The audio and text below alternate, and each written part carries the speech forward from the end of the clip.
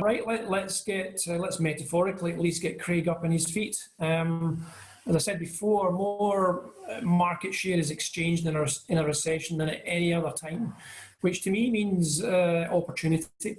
So let's hear from Craig at Shine as to what we need to do, marketing, branding wise, to grab that market share. All right, Craig. Yep, thank you, Jim. I'll just share my screen. There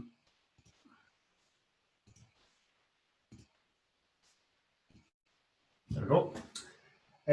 Morning, everyone. So I did consider just finding, to use my 10 minutes up, I did consider finding a 10-minute TED talk about marketing and just showing you that, but I thought that might have been a bit of a cop-out.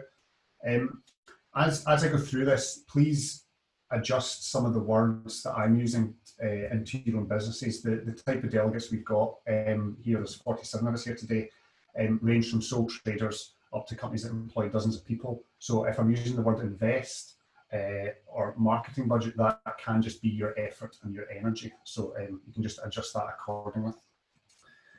I think back when things were starting in April time, myself included, there was a lot of short-term thinking.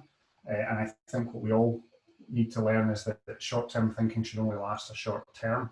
To my mind, the last 3 months has very much been April was digging in and getting your house in order. You know, it was all back in the business journey meetings back then, it was all very much financial. I think May and June have started to see a real change, and as things go back to normal in inverted commas, it's just, let's not lose sight of the long game. Let's not lose sight of the bigger picture. Let's not lose sight of what your business was born to do.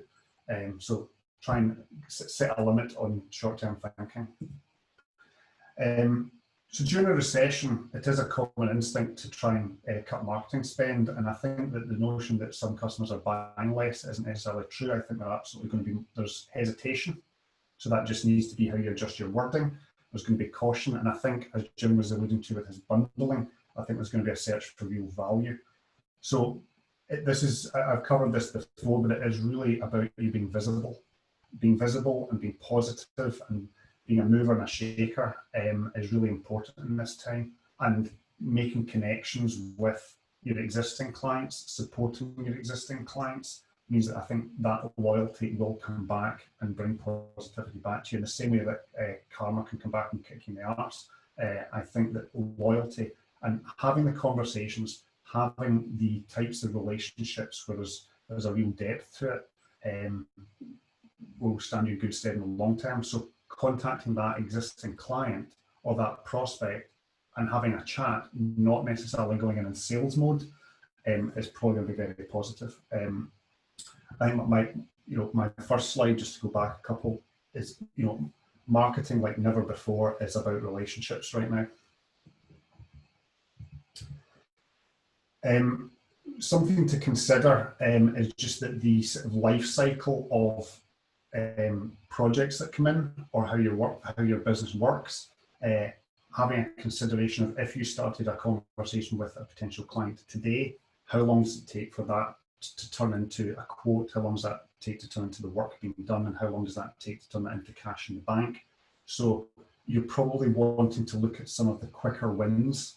So I really do think looking at existing clients and where you can get business out of them is a very positive first step. And this is where I will come on to my, I've shown this before. I covered it, was back in when we did our business journey event. Remember the physical events? Remember when we all used to get together and we used to drink average coffee? So that was November 19. I covered what I'm going to call my matrix of magnificence. So this is a really simple tool. It doesn't take long to do, and hopefully can apply to most of the businesses that are here today. But if you take your list of clients down one side, take the things that you do along the top and fill it in green. And I'd like to add, if anyone right now is trying to draw this out with the same level of skill that Jim did, or screenshot it, or I'll give you my email address at the end of this. I'm happy to share my slides and happy to share this with you, and it gives you a starting point. But green means that the client can buy it from you, and they could buy it or they can't buy it. And it will give you the areas where you know your work, you know you need to concentrate on, and you know where the gaps are. And what it also does is it almost lets you model who a really good client is. So you can look at a certain client and go, they've bought 5 or 6 things, or they are on a retainer, or they're regular. You could take that type of client, put it into a different sector, and then go searching for them, so that you could kind of model the type of client that's the most successful for you. But this is something that we use. It's a really quick tool, so that if I was to lift the phone to, I'll take Glasgow client as an example. If I was to lift the phone to them to do a check-in, to see how they're doing, to ask all the positive questions, I've kind of got at the back of my mind, if the conversation goes in the right direction, I can maybe start to ask, have you thought about where are you up to with this? And have a think about how you ask those questions. So just to give you an example, years ago, I got a phone call from a Glasgow-based furniture company, but the phone call did not start with, hello, Craig, would you like to buy new desks and would you like to buy new chairs? The conversation started with about the well-being of my staff and the sort of ergonomics of our office and how our office worked and the flow of it and all that. And they asked these questions. It was a completely different direction of starting a conversation. Because if the conversation started with, give me some money for furniture, it wouldn't have got very far. It started with a different angle that kind of got me into it. So it's just an interesting way of how you frame stuff. But don't go in sales heavy, go in relationship driven, ask lots of questions, listen to the answers, and then find the right time. And it might not even be in that phone call, but finding the right time of when you then start to say, listen, I've seen your competitors doing this, or we're doing this for somebody else, and here's the kind of results. I'll go through these really quickly because I know time is tight and we'll want to get through some other questions, but have a think about how you speak to existing clients and how you look at getting the most opportunity out of them, how you then apply that into potential clients, and I'll come on to something in a second about how you can do that. It's a nice wee process. Posting socially, keep it positive, and how you start to review and adapt. So existing clients, phone, email, Zoom them, make that connection. Remind them what you do as a business beyond what you've done for them. So it's a little bit to do with the matrix, but this is something we're really guilty of, is that you get a client, if you've had a client for a few years, you sometimes forget to tell them the things you're doing for other people. You kind of forget to go back and date them, if you will, like you did when you were pitching. Your cross-selling matrix, your matrix of magnificence, quick tool, something to do.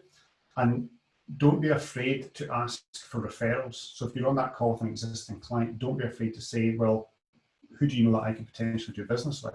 Or another way of approaching that is, maybe you could find an opportunity to take to them, and then hopefully they would feel obliged or polite or guilted into helping you out. Potential clients, polite nudges, be the friendly one, no pressure. It should be checking in with them, phone calls, regularity, sharing with them your expertise, sharing with them statistics of things that will sort of turn them on. Think back to that furniture conversation.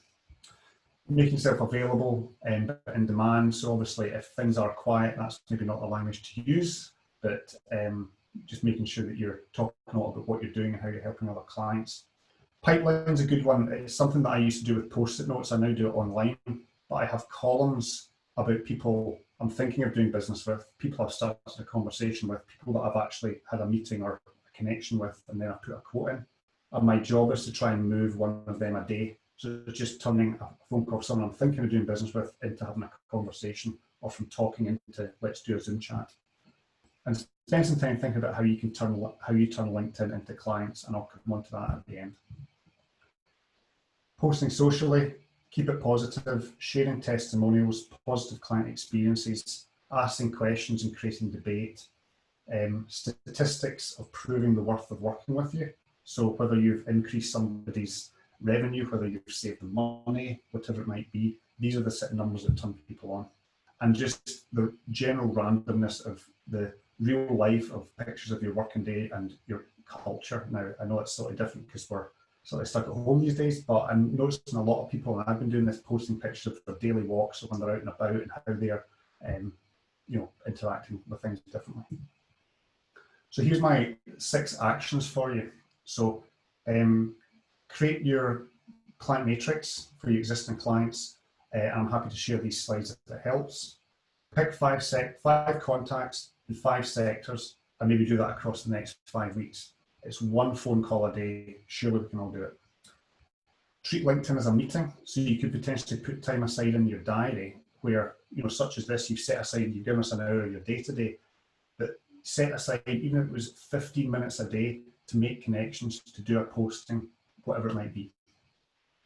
You can pull together a weekly content plan of what you want to share. You can maybe do 1 testimonial, 1 thing you're up to, 1 client you're talking to, throw in a statistics, something like that. And even take the time to go and interview your best client. And then you could take that model of that client, put them into a different sector, and it maybe makes it easier. You know what you're looking for when you get onto LinkedIn. So invest, it could be financial, it could be your time, it just could be where you spend that energy. Learn from what you're doing and then adapt. And then if anyone wants these slides, or I'm happy to have a further chat with anybody if they want a bit more detail than I've covered this morning, I would be happy to do that. And with that, I'll hand it back to Jim. Brilliant, Craig. Thanks very much. While I've got you there, a question that came in: how to identify decision makers when selling B2B? Ask. It can sometimes be, it's how you ask. It can sometimes come across as a little bit rude if you're saying to someone, well, do you have the authority to spend this money? It's sometimes just good to ask, you know, what is the process that's ahead of us here? Does it involve yourself? Are there other directors, just so I can understand?